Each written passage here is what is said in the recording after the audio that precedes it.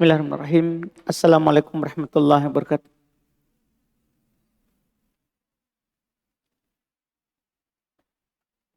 Innal hamdalillah nahmaduhu wa nasta'inuhu wa nastaghfiruh wa na'udzu billahi min syururi anfusina wa min sayyiati a'malina.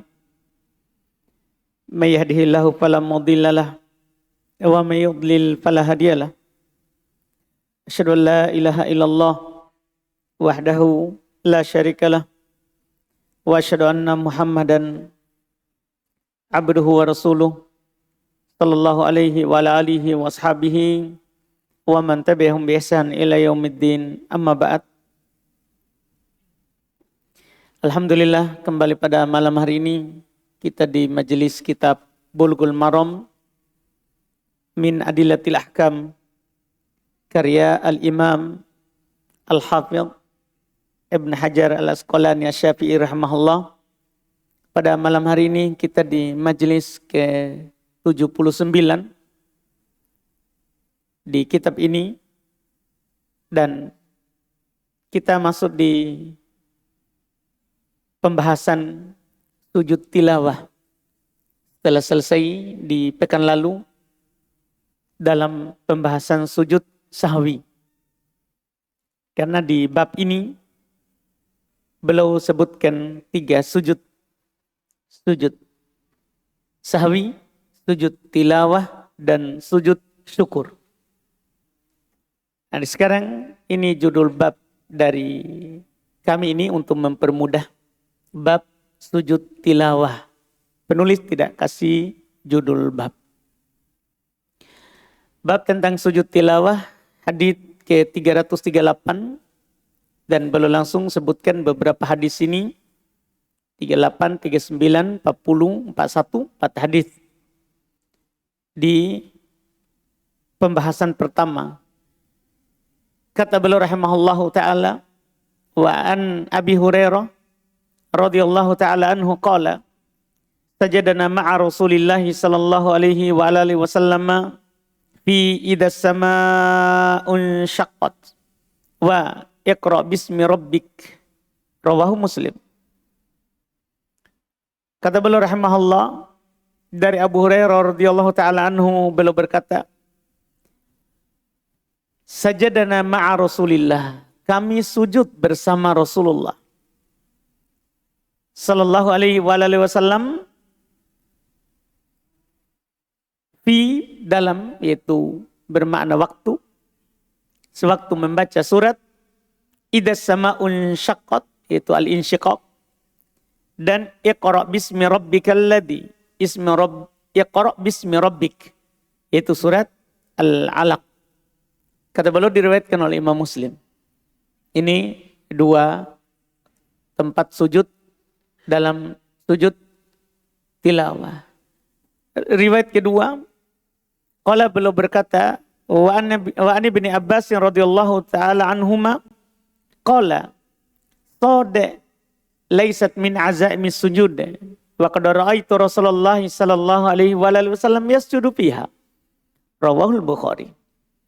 Kata beliau dari Ibnu Abbas radhiyallahu ta'ala anhuma, beliau berkata, surat Sad bukanlah termasuk surat yang disunatkan sujud. Ya. Karena dikatakan laisa min azaim sujud. Cuman kata beliau, saya pernah melihat Rasulullah sallallahu alaihi wasallam sujud ketika membacanya. Ini nanti perselisihan juga di makna azaim. Azaim bisa bermakna bukanlah sesuatu yang azimah, sesuatu yang diperintahkan. Bisa juga bukanlah sesuatu yang dianjurkan. Makanya di situ kita kasih pertengahan saja dalam terjemahan, termasuk surat yang bukanlah termasuk surat yang disunatkan. Tapi aku pernah melihat Rasulullah SAW sujud ketika membacanya. Iya. Wa anhu, hadis ke-3, darinya juga radhiyallahu ta'ala anhu qala anna Nabiy sallallahu alaihi wa alihi wasallam sajada bin najmi, rawahul Bukhari. Bahwa Nabi SAW kata beliau sujud sewaktu membaca surat An-Najm. Riwayat terakhir untuk tahap pertama ini, wa an Zaid bin Thabit radhiyallahu taala anhu qala qara'tu 'ala Nabi sallallahu alaihi wasallam An-Najm falam yasjud fiha. Muttafaqun alaih. Dari Zaid bin Thabit radhiyallahu taala anhu beliau berkata, saya pernah membaca surat An-Najm di hadapan Nabi. Namun beliau tidak sujud waktu itu. Nah, ini masalah sama dengan tadi. Sodek Ibn Abbas bilang laisa min azaim as-sujud. Tapi Nabi pernah sujud. Di An-Najm Nabi pernah sujud di surah dari riwayat Ibn Abbas. Tapi di Zaid bin Thabit beliau bilang saya baca kepada Nabi An-Najm dan beliau tidak sujud. Dan beliau tidak sujud. Ini riwayat-riwayat beliau sengaja bawakan bukan untuk mempertentangkannya, tapi untuk menjelaskan hukum sujud tilawah. Ada penukilan Nabi sujud, ada penukilan Nabi tidak sujud. Iya. Ada penukilan beliau sengaja dari Zaid bin Thabit, dari Ibn Abbas, dan ada dari Abu Hurairah. Ini namanya dikumpulkan beberapa jalur terkait dengan sujud tilawah yang beliau ingin sampaikan nanti hukum di balik 4 riwayat ini. Pertama kita lihat dulu sumber hadits. Hadits Abu Hurairah yaitu yang pertama itu diriwayatkan oleh Imam Muslim di Sahih Muslim di nomor 578. Hadits Ibn Abbas yang pertama, karena hadits Ibn Abbas 2. Hadits Ibn Abbas itu 2. Itu yang kedua dan ketiga. Hadits Ibn Abbas yang pertama diriwayatkan oleh Imam Al-Bukhari di nomor 1069. Dan yang kedua diriwayatkan juga oleh Imam Al-Bukhari. Karena kalau kita lihat Al-Hafidz Ibnu Hajar bilang riwayat Bukhari, riwayat Bukhari. Juga hadis kedua riwayat Bukhari di nomor 1071. 1071 yaitu satu hadis lagi setelahnya. Setelah satu hadis setelahnya. Yaitu dari Sahih Bukhari. Beliau riwayat pertama, beliau nomor 1069. Kemudian Ibnu Abbas lagi di nomor 1071. 1071. Kemudian hadis terakhir, hadis keempat, haditsnya Zaid bin Thabit diriwayatkan oleh Imam Al-Bukhari. Di nomor juga dengan sahabat yang berbeda 1072. Iya, semua hadits ini kalau kita melihat Abu Hurairah, iya, Ibn Abbas di riwayat Bukhari, Muslim tidak keluar dari itu. Karena Abu Hurairah itu riwayat Muslim. Iya. Kemudian Ibn Abbas riwayat Bukhari. Dan Zaid bin Thabit itu dalam riwayat Imam Al-Bukhari dan Imam Muslim karena beliau bilang muttafaqun alaih.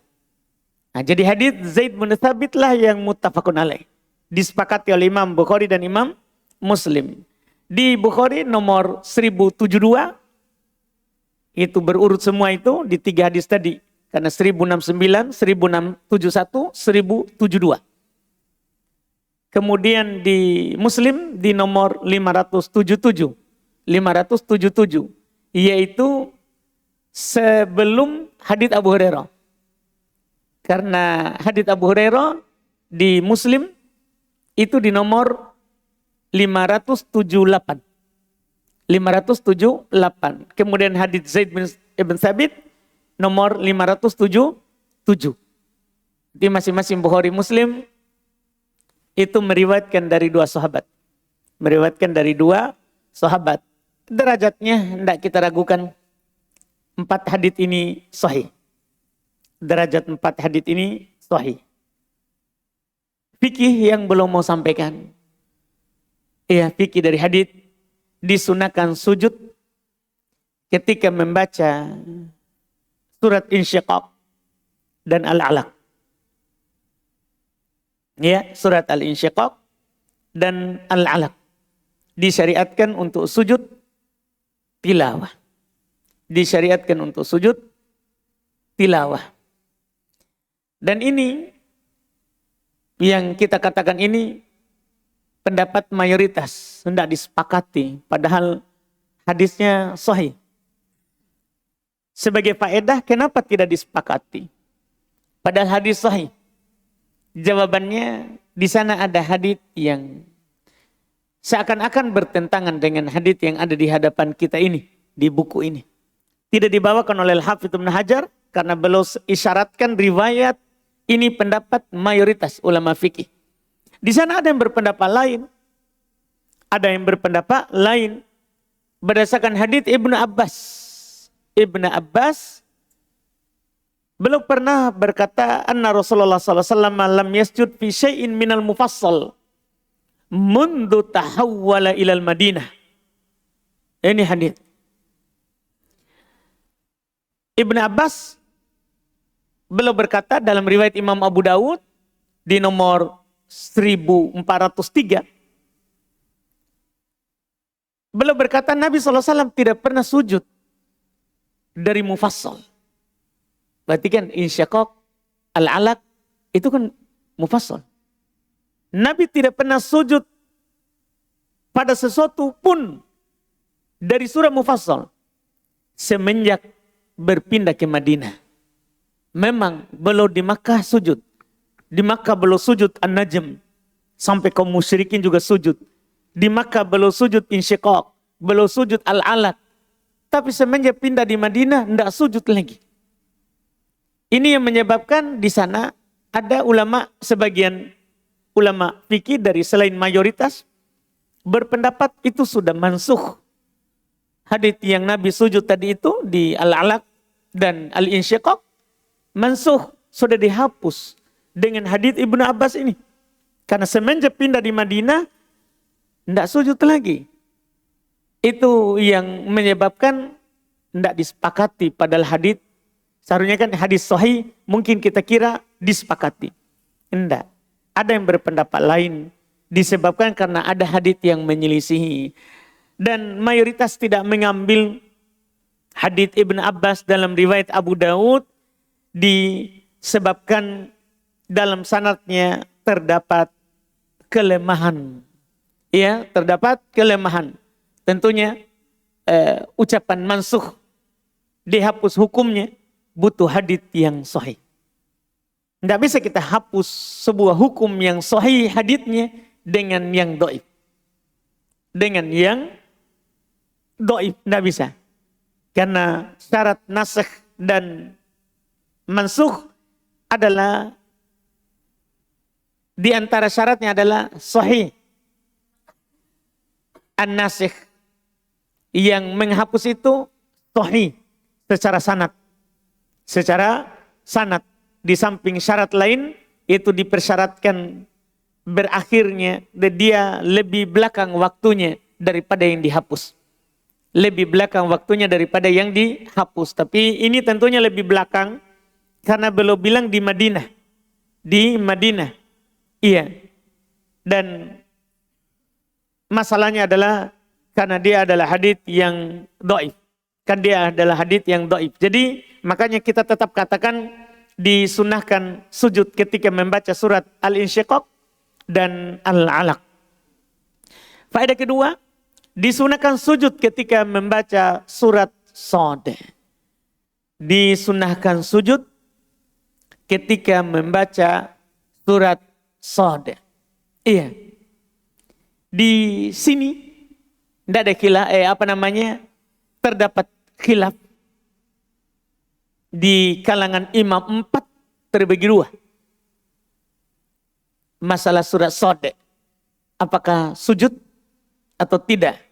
Masalah nomor suratnya sebentar ya. Yang penting ini ditahu dulu suratnya dulu. Sebentar kita akan sebutkan ayat keberapa. Iya, di pembahasan tempat-tempat yang disyariatkan sujud. Sebentar kita akan dapat insya Allah. Di surat Shad, apakah ada syariat sujud atau tidak? Melihat riwayat Ibnu Abbas di buku ini, beliau katakan kalau kita membaca Ini riwayat Ibn Abbas yang pertama. Riwayat Bukhari. Laisat min azaimis sujud. Bukan dari azaim as-sujud. Artinya bukan tempat yang disunahkan sujud. Diambil oleh para ulama. Seperti orang Syafi'iyah, orang Hanabilah, bahwa tidak disyariatkan sujud di surat Sode. Karena Ibn Abbas bilang, laisa min azaim as-sujud. Kan tidak termasuk dari sujud. Orang Hanafiyah, Malikiyah menyelisihinya. Jadi 4 madhab terbagi 2. Orang Hanafiyah dan Malikiyah menyelisihinya. Disyariatkan sujud di surat Sode. Disyariatkan sujud di surat Sode. Kenapa? Berdalil dengan ujungnya. Kan tadi berdalil dengan awal. Sode bukan dari azaim as-sujud. Tapi yang mengatakan sujud, potongan berikutnya. Wa qad ra'aitu Rasulullah sallallahu alaihi wasallam yasjudu fiha. Saya telah melihat Rasulullah sujud padanya. Jadi dalilnya adalah berdalil dengan satu hadits. Berdalil dengan satu hadits. Ia mengatakan tidak di awal hadits, ia mengatakan sujud di akhir. Di akhir. Sekarang yang kuatnya apa di situ? Di sini ini yang saya katakan ini di nomor 2 ini disunahkan sujud ketika membaca surah Sode. Kenapa? Iya, pendapatnya seperti itu. Karena ini pertama namanya hadits, apalagi satu hadits, tidak mungkin awalnya menyelisihi akhirnya. Tidak mungkin bertentangan. Selama sahih. Selama sahih. Antara hadits yang satu, riwayat yang satu dengan riwayat yang lain, tidak mungkin bertentangan selama sahih. Pasti bisa dikompromikan. Dan di dalam usul fikih, itu kita kalau ada hadits yang dhahiruhu ta'arud, yang kelihatannya bertentangan, seperti hadits ini, di awal dikatakan tidak ada sujud. Sode. Di akhir dikatakan, saya melihat Nabi sujud. Ini kan bertentangan antara awal dan akhir. Maka kita memiliki 4 langkah, 4 anak tangga. Dan satu dulu baru naik ke berikutnya. Tidak boleh dipilih salah satunya bebas, tidak. Tapi bertahap. Anak tangga pertama yang harus kita naiki al-jam'u. Kita kompromikan. Mudah-mudahan ikhwan di luar paham. Jadi kalau ada nas dalil yang bertentangan, kita menempuh harus menaiki 4 anak tangga. Satu persatu. Kalau sudah bisa di anak tangga pertama, tidak perlu naik kedua. Kalau tidak bisa pertama, naik kedua. Tidak bisa kedua, naik ketiga. Tidak bisa ketiga, maka kita berhenti di anak tangga keempat. Apa itu? Pertama, al-jam'u, kompromikan.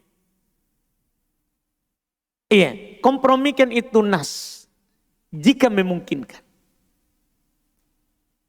Sekarang kita baca ini hadits. Karena fikihnya ini tangga pertama yang kita praktekkan itu. Iya, tangga pertama yang kita praktekkan.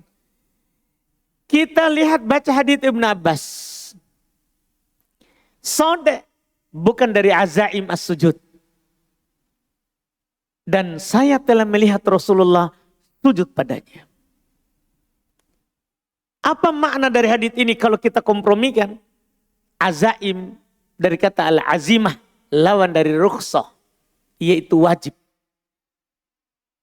Wajib. Iya.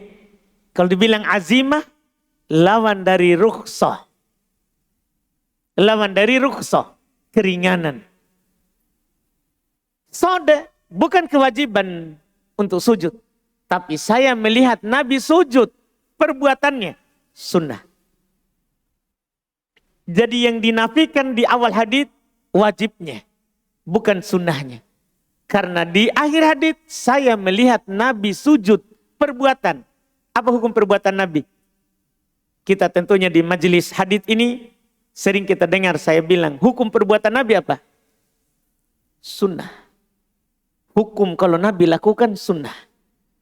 Perbuatan Nabi. Dengan tentunya syarat yang ketat ya. Karena ada perbuatan Nabi yang khusus dengan Nabi. Cuman tidak perlu saya singgung ini. Takut kita sulit memahaminya. Kalau santri bisa lah. Iya. Jadi perbuatan Nabi itu kalau dinukil. Sahabat bilang Nabi melakukan. Nabi melakukan. Hukumnya sunnah. Hukumnya sunnah. Kalau sahabat menukil Nabi perintahkan. Hukumnya wajib. Itu asal. Itu asal. Kalau Nabi perintahkan, hukumnya wajib. Kalau Nabi lakukan, sunnah. Mungkin kita bisa paham ini, kecuali nanti ada perbuatan yang bisa ke wajib. Ini lagi tahap yang lebih tinggi ini. Iya, bagus kita tidak disinggung dalam hal itu, supaya tidak terlalu bingung. Jadi ini hukum asal. Perintah Nabi wajib. Perbuatan Nabi sunnah. Jadi ketika Ibnu Abbas bilang sode laisa min azaimis sujud, bukan kewajiban untuk sujud, sode. Tapi saya melihat Nabi melakukannya sunnah untuk sujud. Itu kompromi. Itu dikompromikan. Iya, dan kita tidak perlu naik tangga kedua kalau sudah bisa kita tempuh tangga pertama. Makanya di sini faedah kedua adalah faedah kesimpulan sekali ini dari perselisihan yang ada. Iya, karena kan di perselisihan yang ada menafikan, ada yang mengiyakan. Yang benarnya ini satu hadits, awal sama akhirnya tidak saling bertentangan. Yang dinafikan adalah kewajiban, yang tidak dinafikan adalah sunnah. Maka yang kita ambil faedah, disunnahkan sujud ketika membaca surah Shad. Itu pertengahan, kompromi antara awal hadits dan akhir hadits. Fikih ketiga, disunahkan sujud ketika membaca surat An-Najm. Disunahkan sujud ya ketika membaca surat An-Najm. Dalil sangat jelas.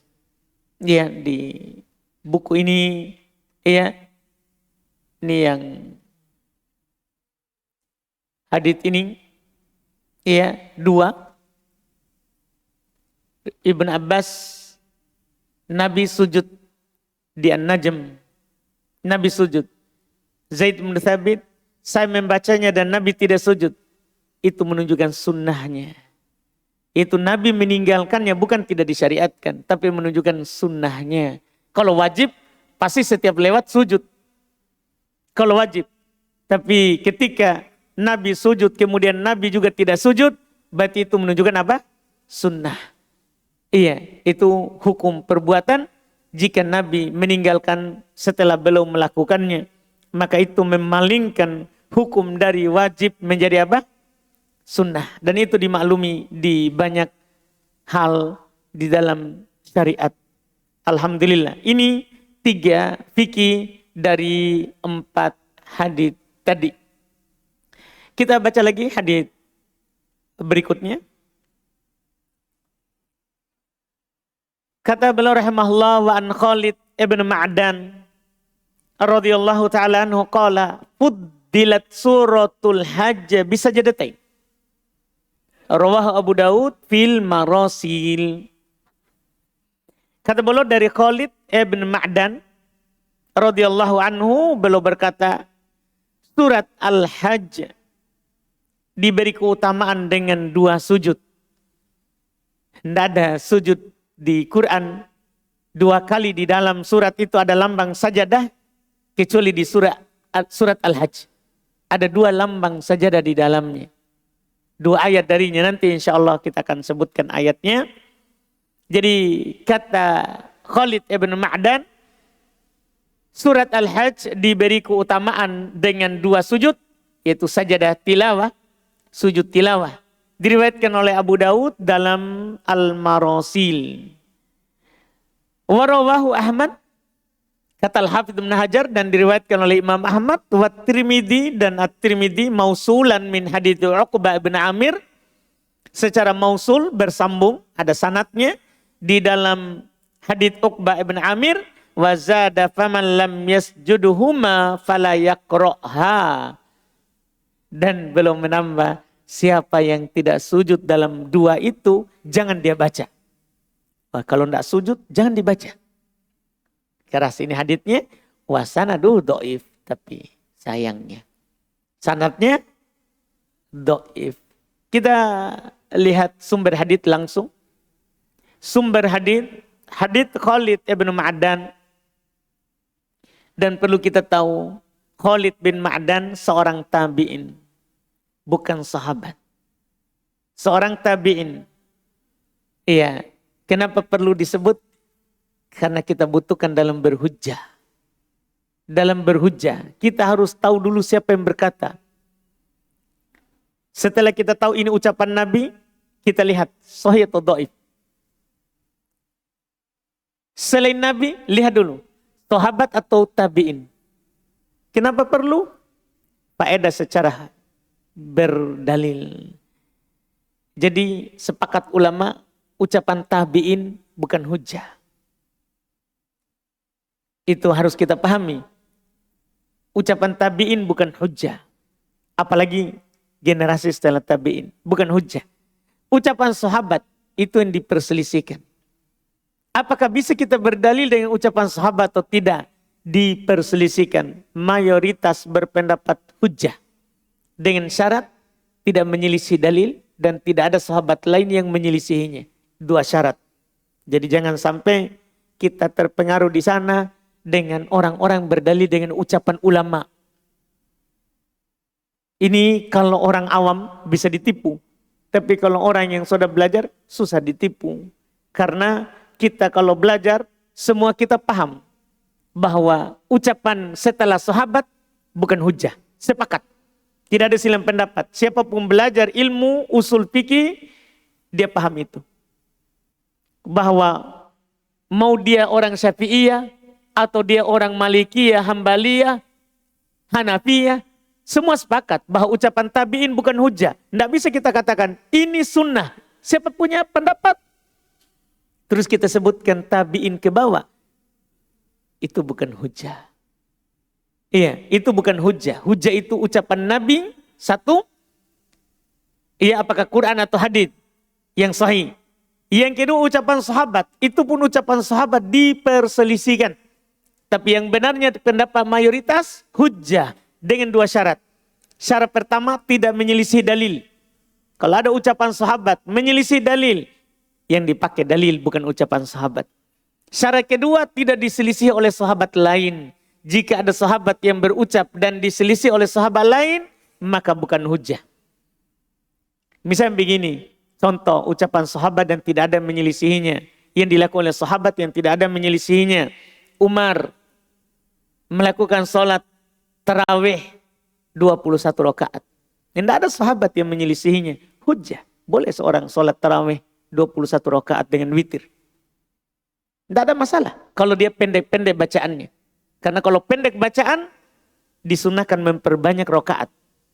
Kalau panjang bacaan, ya kita mempersedikit rakaat. Kita mempersedikit rakaat. Jadi apa yang dilakukan oleh Umar ini hujjah. Tidak bisa kita bilang sholat 21 rakaat bid'ah. Salah. Siapa kita bid'ahkan Umar bin Khattab? Kan begitu. Malah kita yang ahli bid'ah. Kamu bid'ahkan Umar. Bid'ahkan Umar. Nah, ini hujjah namanya. Karena tidak ada sahabat yang menyelisih Umar. Tidak ada sahabat yang menyelisih Umar. Dan juga dia tidak menyelisih Nabi. Nabi berkata, sholatul laili matna. Sholat malam kan dua-dua. Maka dipahami dari situ, dua. Kalau khawatir masuk waktu subuh, witir. Tidak dia selisih Nabi, tidak menyelisih sahabat yang lain, tidak ada. Maka dia hujjah. Maka dia adalah hujjah. Itu harus dipahami. Iya. Contoh lain, kalau menyelisih sahabat yang lain, diselisih oleh sahabat yang lain, Ibnu Umar. Ibnu Umar pernah beliau melakukan haji atau umrah, saat tahallul dia potong jenggotnya setelah satu genggam. Ya, satu genggam begini. Dia potong di bawah, bukan yang di atas. Yang di bawah, dia potong. Saat bertahallul. Karena menurut beliau ini rambut. Ini rambut kepala. Sebagaimana rambut kepala dicukur, ini juga rambut ini, rambut kepala dicukur. Gimana sikap kita dari perbuatan Ibnu Umar ini? Kita lihat apakah ada menyelisih dalil dari Nabi? Menyelisih dalil. Nabi bilang pelihara jenggot. Kita tidak pakai. Karena Nabi bilang pelihara jenggot. Nah, ini kita tidak pakai berdalil dengan dalil itu untuk membolehkan kita potong jenggot. Terus juga orang memotong jenggot sekarang, dia potong di Indonesia. Seharusnya kalau dia ikut Ibnu Umar berarti dia potong saat ihram. Itu. Kan hanya dinukil itu saja. Waktu beliau bertahallul, potong rambut, beliau potong. Seharusnya jangan potong di Indo. Kan memangnya kita lagi ihram. Berarti kesalahan kedua, menyelisih sebab. Ibnu Umar lakukan. Nah, ini contoh. Kita tidak katakan memotong jenggot sunnah. Kenapa? Menyelisih nas. Menyelisih nas. Nah, itu yang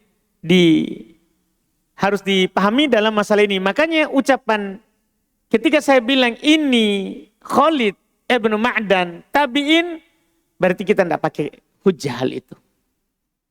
Begitu nanti jadinya. Kita tidak pakai ucapan Ma'dan, Khalid ibnu Ma'dan sebagai hujjah. Sebagai dalil. Ini fungsinya. Kemudian hadits Uqbah ibn Amir diriwayatkan oleh Imam Ahmad. Kalau tadi diriwayatkan oleh Abu Daud di Al-Marasil di nomor 78. Kalau hadits Uqbah ibn Amir diriwayatkan oleh Imam Ahmad, jilid 4 halaman 151, At-Tirmidzi di nomor 578. Derajatnya hadits Khalid ibnu Ma'dan Hasan dari ucapannya, bukan ucapan Nabi. Jadi Hasan benar sanadnya, tapi dari ucapan Khalid ibnu Ma'dan. Kalau dari Nabi tidak benar, karena terdapat keterputusan sanadnya, karena dia seorang tabi'in menukil dari Nabi, tentunya salah. Tapi ini hadits mursal. Hasan dari ucapannya Khalid ibnu Ma'dan. Dari ucapannya. Dan hadits Uqbah ibn Amir dhaif. Adapun hadits Uqbah bin Amir yang ini riwayat kedua, ya Uqbah bin Amir, siapa yang tidak sujud jangan membacanya. Ini dhaif. Sebagaimana dikatakan oleh Imam Al-Hafidz Ibnu Hajar, haditsnya dhaif karena dalam sanadnya terdapat Abdullah ibn Lahiyah. Kalau kita dapat Ibn Lahiyah, maka hadits itu cacat. Kenapa? Karena jelek hafalannya. Ini sebenarnya ini rawi tidak masalah pada awalnya. Cuman belum punya hafalan, bukan hafalan pakai dada. Dia hafalannya pakai buku, pakai catatan. Jadi apa yang beliau dengar itu dia catat. Dan dia jaga bukunya. Kalau beliau sampaikan hadits dengan catatannya, sahih. Sahih. Tapi kalau dia sampaikan dari hafalannya, dhaif. Karena beliau secara hafalan dada, dhaif. Dan para ulama menghukumi haditsnya Ibnu Lahiyah dhaif karena itu tadi. Takdir buku-bukunya terbakar. Sementara dia tidak punya hafalan di dada. Bukunya terbakar. Selesai. Semua yang dia sampaikan setelah bukunya terbakar, dhaif. Semua yang disampaikan oleh Ibnu Lahiyah ketika setelah bukunya terbakar, dhaif. Ditambah lagi di dalam sanadnya ada rawi yang bernama Masyrah Ibnu Ha'an, diperselisihkan akan kekuatan haditsnya. Ada dua hadits, dua cacat. adalah ada Abdullah ibn Lahia dan ada Mashrah ibn Ha'an. Dia juga diperselisihkan akan kesahihan ya haditsnya, akan kesahihan haditsnya. Fikih hadits ini masalah yang belum mau singgung. Sebenarnya fikih hadits sepakat para ulama akan disyariatkan sujud tilawah pada tempat pertama di surah Al-Hajj. Tadi itu kan dua tempat. Tapi sepakat para ulama akan disyariatkan sujud tilawah pada tempat pertama, yaitu di ayat ke-18 dalam surat Al-Hajj. Ayat ke-18 di surah Al-Hajj ada lambang sajadahnya. Itu disepakati akan disyariatkannya sujud. Itu tempat yang pertama. Dan yang sahih, iya, disyariatkan juga pada tempat kedua, yaitu pada ayat ke-77 dalam surat Al-Hajj. Pertanyaan kita, kenapa bisa disyariatkan? Padahal hadits adalah hadits yang dhaif. Hadits yang dhaif. Iya, hanya sahih dari ucapan, kalau dari Uqbah bin Amir dhaif, kemudian dari Khalid bin Ma'dan, bukan dari ucapan Nabi, itu ucapan Khalid bin Ma'dan, seorang tabi'in, bukan juga hujjah. Tapi kenapa ini disyariatkan? Disebabkan ya para ulama seperti orang Syafi'iyah, Hanabilah, Malikiyah, mereka berdalil dengan ucapan yang diucapkan oleh Abu Ishaq As-Sabi'i. Beliau berkata, adraktun nasa mundu sabi'ina sanah yasjuduna fil haji sajadatain, dalam riwayat Ibn Abi Syaibah dengan sanad yang sahih. Dan Abu Ishaq As-Sabi'i tabi'in. Lihat ucapannya, saya mendapati manusia semenjak 70 tahun yang lalu mereka sujud di Al-Hajj 2 kali sujud, 2 tempat. 2 tempat. Ini Abu Ishaq As-Sabi'i tabi'in. Saya mendapati manusia. Siapa kira-kira yang dia dapat? Sahabat. Belum melihat sahabat. Berarti hujahnya bukan di ucapannya Abu Ishaq As-Sabi'i, tapi dia sandarkan itu kepada sahabat. Dia bilang saya melihat manusia. Berarti mereka semua. Saya melihat manusia. Semenjak 70 tahun yang lalu mereka sujud. Mereka sujud di 2 tempat dalam surat Al-Hajj. Ini dalilnya. Beliau sandarkan kepada sahabat. Dan tentunya apa yang dilakukan oleh sahabat adalah hujjah.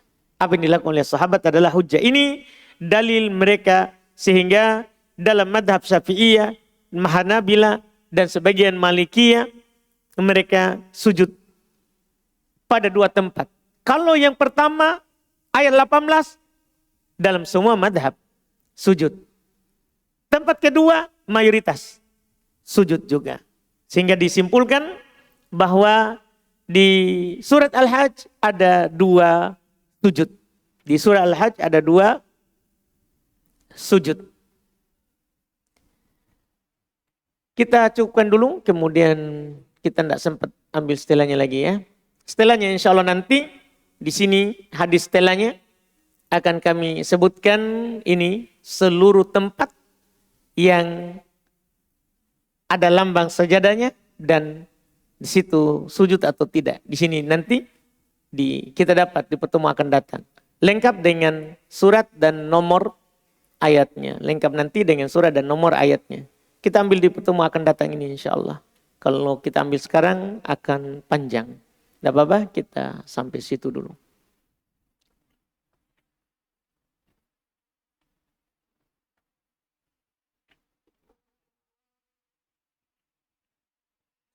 Kita masuk di pertanyaan. Yang mau tanya langsung, tafadhol.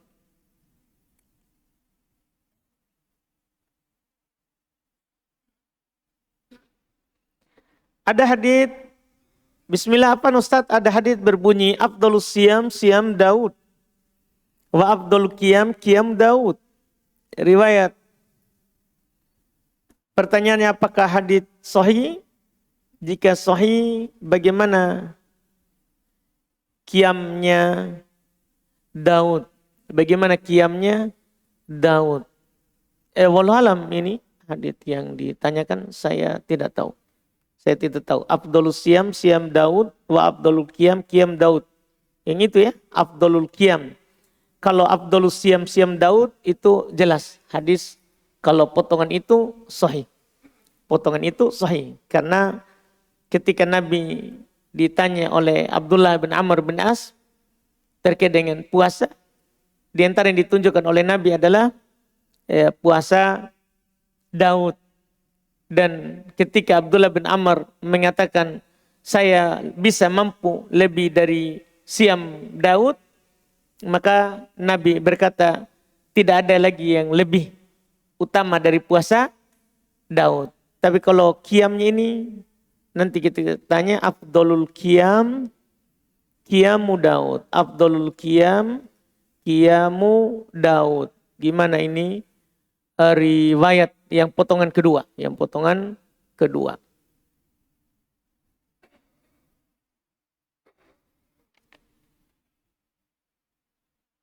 Nanti kita lihat itu ya, wallahualam saya tidak tahu ini. Sini ada pertanyaan, jika si A dan B mendapat pembagian makanan buka puasa, lalu keduanya ingin saling bertukar makanan yang mereka dapat, bolehkah mereka melakukannya di masjid atau harus di luar masjid? Karena termasuk transaksi tukar menukar barang atau barter. Masya Allah. Nih. Jadi itu jual beli ya. Penanya berarti memasukkan itu dari jual beli.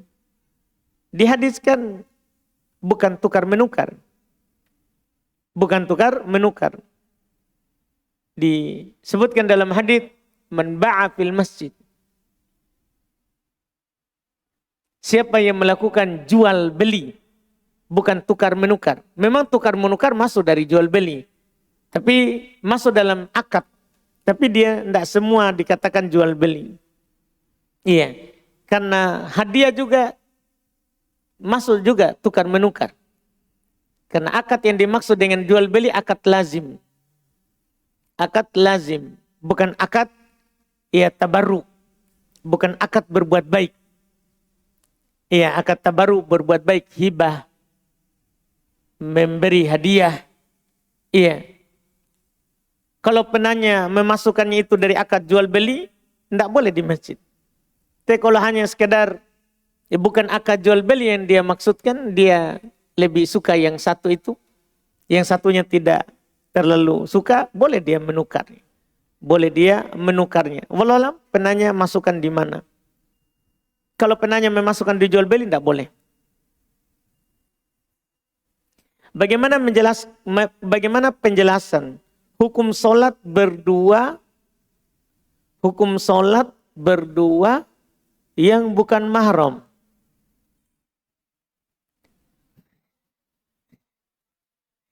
Kenapa kita sholat yang bukan mahram nih? Kenapa bisa ini? Iya. Ada pelanggaran kita ini. Kita melakukan safar maksiat ini. Kenapa bisa berdua bukan mahram? Kan kalau bukan mahram jangan berdua. Nah? Gimana ini? Apa maksudnya ini? Siapa ini? Di ikhwah ini karena saya belum buka pertanyaan akhwat. Mengaku ini pertanyaan akhwat. Belum saya buka. Apa maksudnya ini berdua dengan bukan mahram? Apakah kita di depan sini kebetulan sholat, datang di belakang langsung ikut sama kita? Kita tidak tahu. Kita bersangka baik tak? Atau gimana?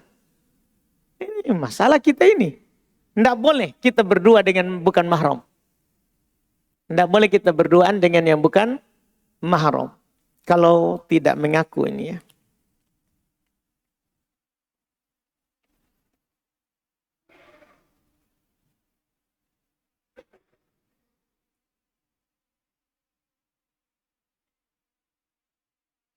Apa bedanya puasa Iyamul Bid dengan puasa 3 hari yang Nabi Sallallahu Alaihi Wasallam wasiatkan kepada Abu Hurairah, dan tolong rincikan waktu pelaksanaan masing-masing dari keduanya. Tidak ada perbedaan. Hadits Abu Hurairah itu mutlak. Hadits Abu Hurairah itu mutlak.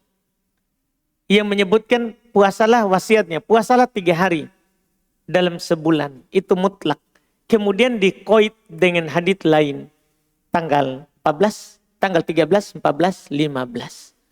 Itu yang dimaksud. Itu yang dimaksud dengan 3 hari itu adalah Ayyamul Bid. Dikompromikan 2 hadits tadi. Disatukan. Yang diinginkan dengan yang mutlak adalah yang muqayyad. Yang muqayyad. Wallahualam. Kita adzan dulu.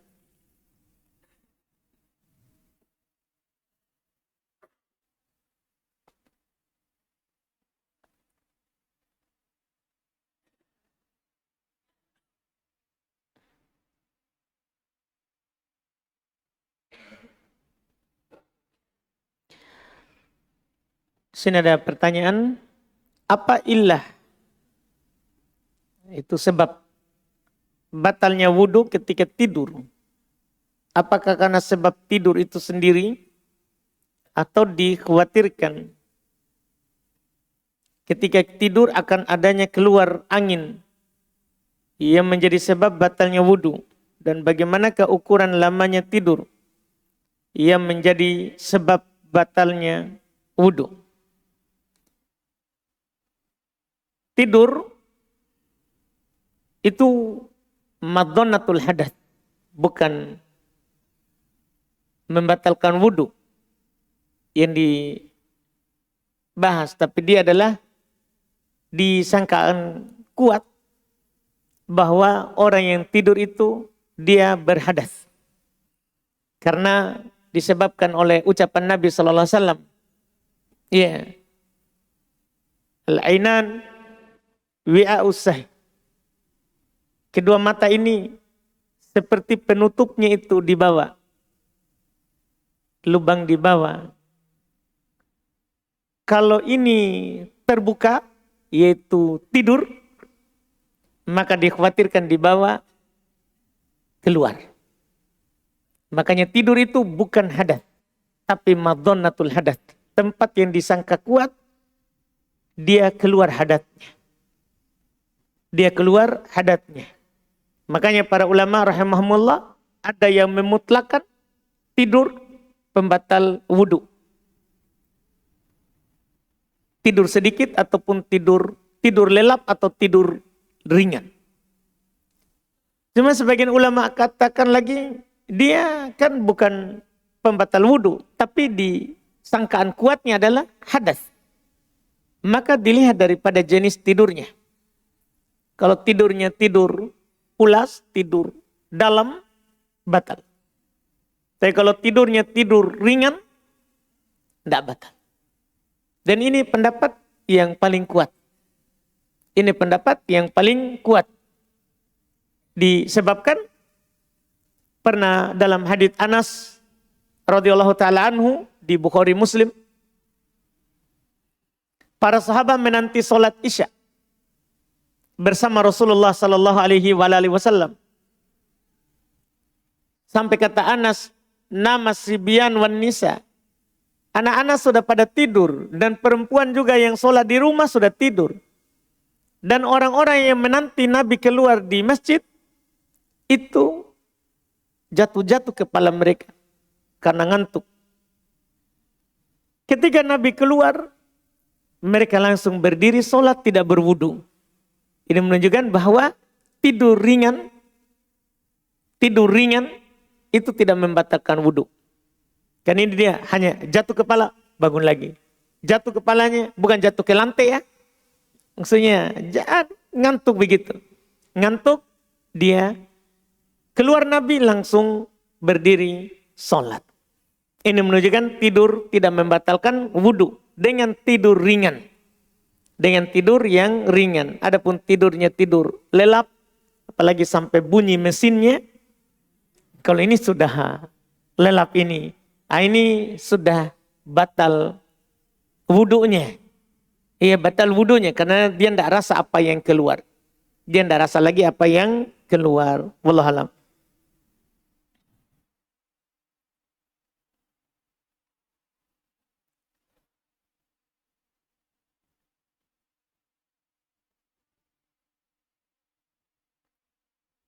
Nah, ini pertanyaan banyak yang 4. Cuman Masya Allah. Jika si A punya saldo di bank dan ingin menukarnya dengan uang cash, mau tarik uang tapi malas ke ATM, maka si A mentransfer saldonya ke rekening si B melalui aplikasi di HP-nya, lalu meminta uang cash kepada si B dan si B ridho, maka ia memberikan uang kepada si A sesuai nominal yang ditransfer. Akan tetapi ada selang waktu atau jarak antara waktu transfer dan mengambil uang dari si B sekitar beberapa jam. Apakah termasuk riba nasi'ah? Iya, ini tukar menukar atau pinjam meminjam? Dipastikan. Kita tukar menukar atau pinjam meminjam. Kalau tukar dengan mata uang yang sama, 2 syarat. Iya dan biyadin, sawaan bisawain. Tangan ke tangan, sama nilainya. Kapan tidak tangan ke tangan, nasi'ah. Kalau tidak sama nilainya, fadl. Itu kalau kita bilang tukar menukar, itu keharusannya. Tapi kalau kita pinjam, mau saya pinjam uang tak? 10.000. Nanti saya ganti, saya transfer. 10.000 juga. Kalau pinjam meminjam, tidak ada syaratnya harus takobut. Syaratnya harus apa? Sawaan bisawa. Yang penting sama nilainya. Kita pinjam 10, nanti transfer 10. Tidak ada, bukan utang namanya kan. Kalau bayar kok sekarang. Kau utang, bukan utang namanya itu. Ini kalau masuk di utang piutang, boleh. Bukan riba, yang penting tidak ada kelebihan. Yang penting tidak ada kelebihan.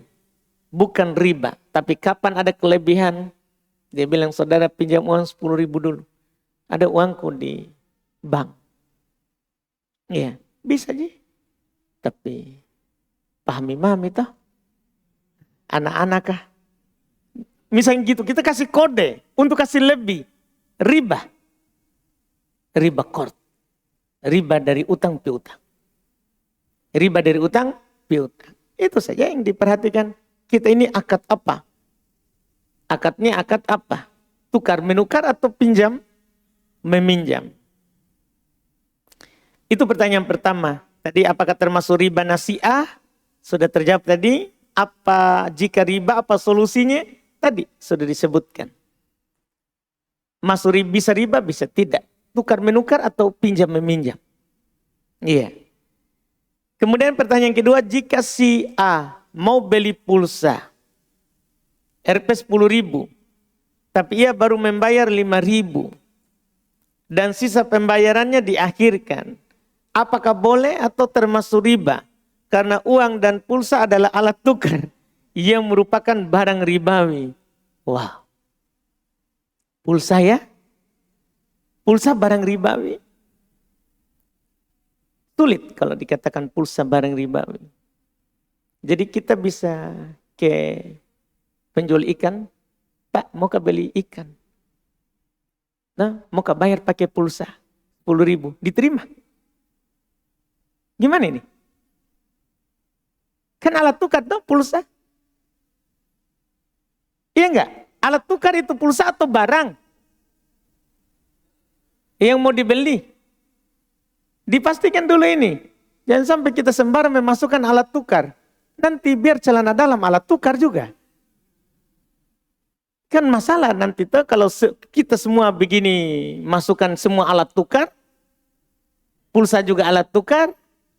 Kan pulsa bukan alat tukar. Contohnya kita tidak bisa tukar dengan ikan.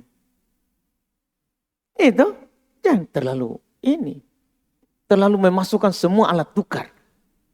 Nanti kita akan sulit hidup. Karena kita akan pikir terus, jangan-jangan riba. Jangan-jangan riba. Kan begitu terus nanti. Enggak, ini kita beli pulsa, beli barang. Beli barang. Iya, pulsa bukan barang riba. Pulsa bukan barang riba. Sehingga tidak dipersyaratkan tangan ke tangan, dan tidak dipersyaratkan sama nilainya. Tidak dipersyaratkan sama nilainya. Kecuali memang kita mau tukar pulsa dengan pulsa. Tentunya harus sama kan. Harus sama. Kalau pinjam pulsa, berarti nanti kembalinya juga harus sama. Kembalinya juga harus sama. Karena sama jenis barangnya.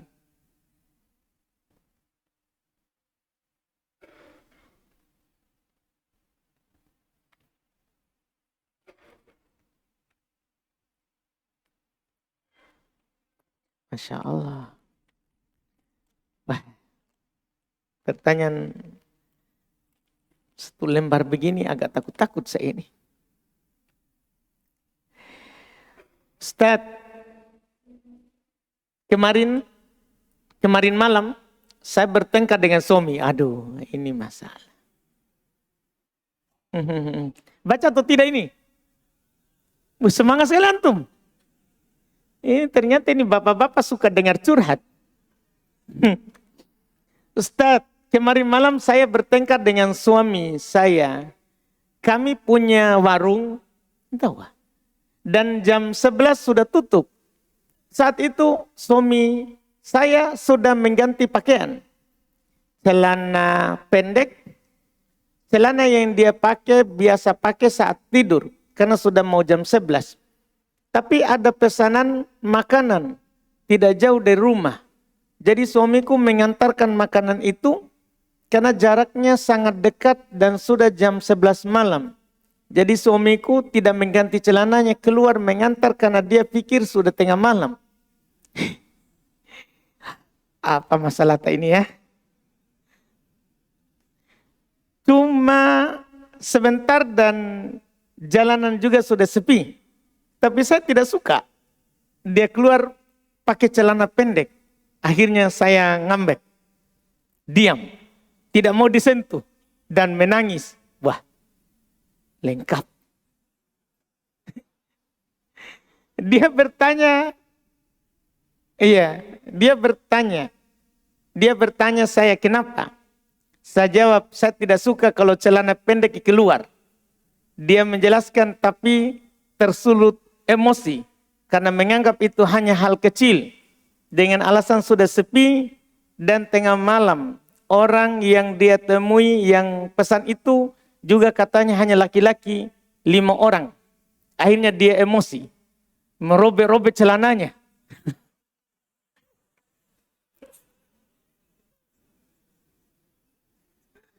Masya Allah. Semoga dimudahkan ini 2 orang. Merobek-robek celananya yang dia pakai.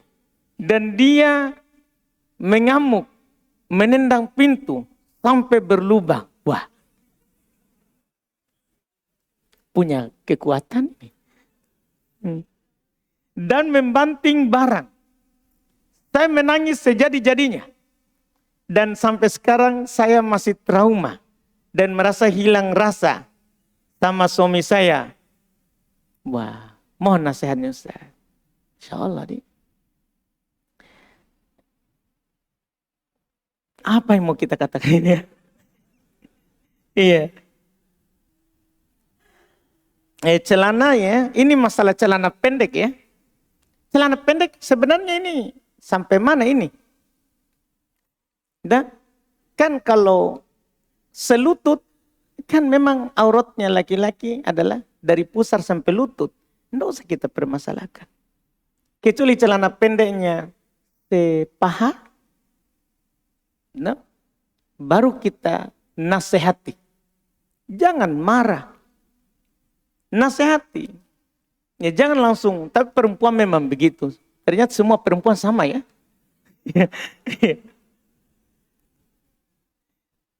Itu dia masalah sebenarnya. Kita ini laki-laki. Antum tahu kewajibannya laki-laki? Kalau perempuan durhaka, kita diwajibkan di Quran. Fa'iduhunna. Nasihati dia dengan nasihat yang mendalam. Wahjuruhunna fil madaji'. Kalau tidak berubah, jauhi di tempat tidur. Tidak juga berubah, wadribuhunna. Pukul dia. Ini kita laki-laki. Mungkin perempuan tidak sangka juga. Kan dia juga harus begitu. Ya kan? Karena bagi laki-laki punya hak juga. Seperti dia punya hak. Kalau dikhawatirkan laki-lakinya durhaka, salah, nasihati dengan nasihat yang mendalam. Sampai laki-lakinya menangis. Jangan nangis sendiri. Kan begitu. Wa'idu. Nasihati suaminya. Kalau tidak mempan, baru kita kasih punggung. Iya kan? Ini perempuan tidak mau nasihati dulu. Langsung kasih punggung. Gimana laki-lakinya tidak merobek pakaian? Iya. Ini seharusnya dia juga harus melakukan orang seperti dia mau diperlakukan. Kan baru bagus. Karena jangan sampai di laki-laki yang disuruh bersabar, perempuan tidak tahu mau bersabar. Tidak. Harus kita lakukan seperti yang diwajibkan kepada laki-laki. Nasihati dia dengan nasihat yang mendalam. Kalau tidak, baru jauhi di tempat tidur. Kalau tidak berubah, tapi ini suamita ini sudah berubah ini. Dia melihat ada perubahan. Dia kan bertanya. Seharusnya kita bilang saja. Dan kalau suami sudah menjawab, tidak usah diperbesar. Ini kan masalahnya. Kan masih pakai celana, Ji. Iya. Kecuali nanti dia keluar, sudah dia robek celananya, baru dia keluar lagi. Masalah itu. Langsung kita saja peluk. Iya, kalau sudah begitu. Ini kan yang harus kita bersabar. Iya, nasihati, jauhi tempat tidur. Kalau berubah, alhamdulillah, enggak usah dipukul. Enggak usah dipukul. Kan ini kita laki-laki. Kita laki-laki lagi ini. Supaya perempuan juga paham sedikit. Alhamdulillah banyak perempuan di atas. Iya. Supaya kita laki-laki ini kasihan sekali. Jangan laki-laki ini, kita ini, kalau ada yang tidak kita suka dari istri, dilarang benci. Laki-laki itu, laki-laki. La yafruku mu'min mu'minah. In kariha minha khuluqan radiya biha akhar. Laki-laki ini, jangan seorang laki-laki membenci perempuannya. Seorang suami membenci istrinya. Kalau ada akhlaknya yang dia tidak suka. Ada akhlak istri yang dia tidak suka, tidak boleh kita ini laki-laki membencinya. Karena ada yang lain yang dia suka. Dia ridho dari istrinya itu. Sama juga, istri juga harus paham begitu. Kalau ada akhlaknya suami yang kita tidak suka, kan ada yang kita ridho darinya. Iya kan? Dengan sebabnya kita terjaga, tidak ada yang ganggu. Ini kan hanya masalah kecil, hanya pakai celana pendek. Iya kan? Tidak usah sampai pintu celana robek, pintu robek. Tidak perlu juga sampai seperti itu. Walaupun tetap kita nasihati suaminya untuk bersabar hadapi. Iya. Kalau nasihatnya berdamai saja. Memaafkan saja.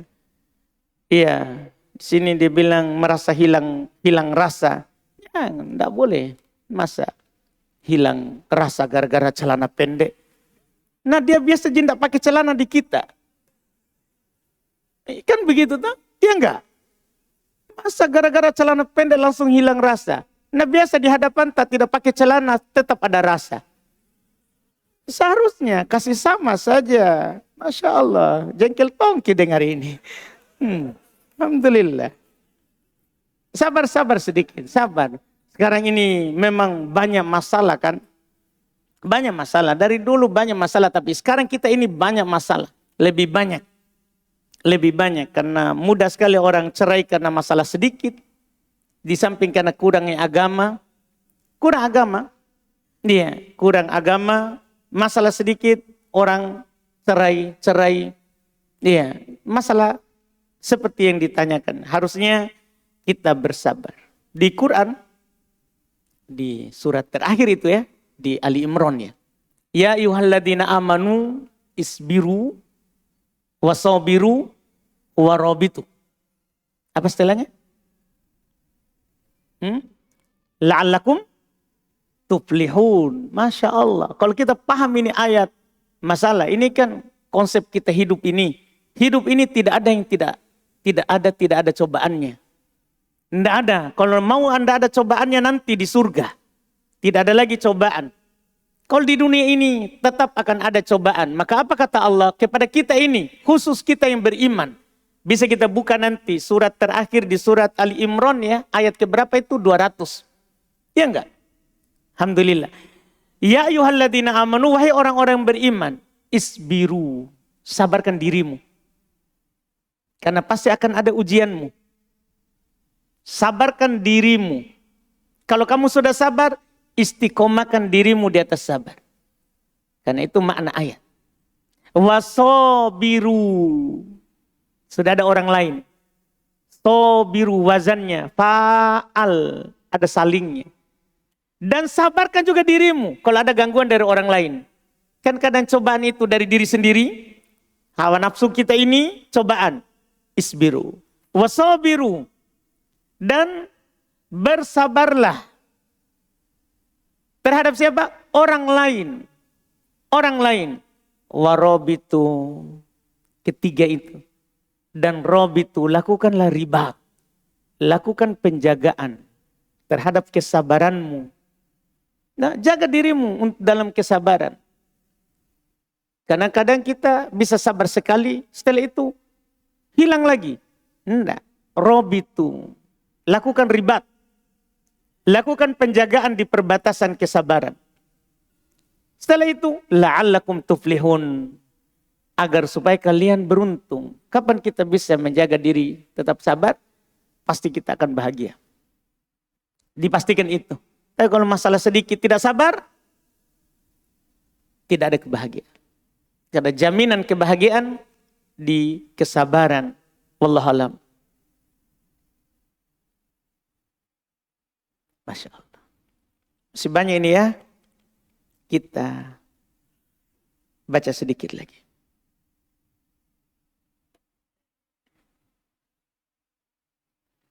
Saat bangun dari ruku i'tidal, apakah sahih membaca hamdan katsiran thayyiban mubarakan fi setelah membaca sami Allahu liman hamida rabbana lakal hamd? Sahih. Sahih dari Nabi itu sunnah ketika kita i'tidal. Saat kesulitan ekonomi disebut dari literatur yang saya baca dalam kurung internet, ada doa yang bisa diucapkan agar rezeki membaik. Apa bacaan ini Ustaz? Apa benar bacaan ini Ustaz? Ya Razzaq, ya Dzul Quwwatil Matin, urzuqni. Wallahualam. Wallahualam. Kita satu lagi, ini masih banyak pertanyaan tapi mohon maaf. Itu karena tadi kertas panjang ya. Kita maafkan saja. Siapa tahu dengan dia curhat tadi, pulang langsung dia peluk suaminya tah.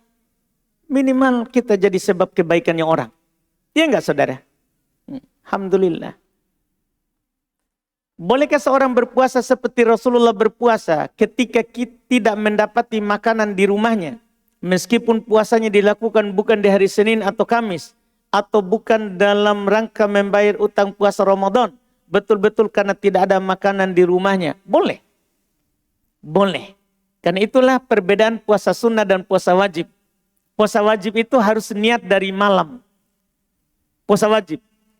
Tidak ada puasa orang yang tidak berniat dari malam. Dan dari malam maksudnya paling ujungnya terbit fajar. Sebelumnya. Puasa sunnah boleh berniat walaupun sudah terbit fajar. Dengan syarat tidak makan atau minum sebelumnya. Itu perbedaan antara puasa sunnah dan puasa wajib. Jadi kalau kita pulang ke rumah, tanya kepada istri, ada makanan? Tidak ada. Kalau begitu saya puasa. Mulai berniat di situ. Dibolehkan. Dibolehkan. Boleh walaupun bukan Senin Kamis. Namanya puasa mutlak. Puasa mutlak. Yang penting bukan Sabtu, bukan Ahad. Iya, karena tidak boleh menyendirikan Sabtu atau Ahad dalam berpuasa. Wallahualam, kita cukupkan dulu. Mudah-mudahan bermanfaat apa yang kita dengar pada malam hari ini. Mohon maaf masih banyak pertanyaan yang tidak sempat kami baca. Subhanak hamdik, asyhadu an la ilaha illa anta, astaghfiruka wa atubu ilaik. Assalamualaikum warahmatullahi wabarakatuh.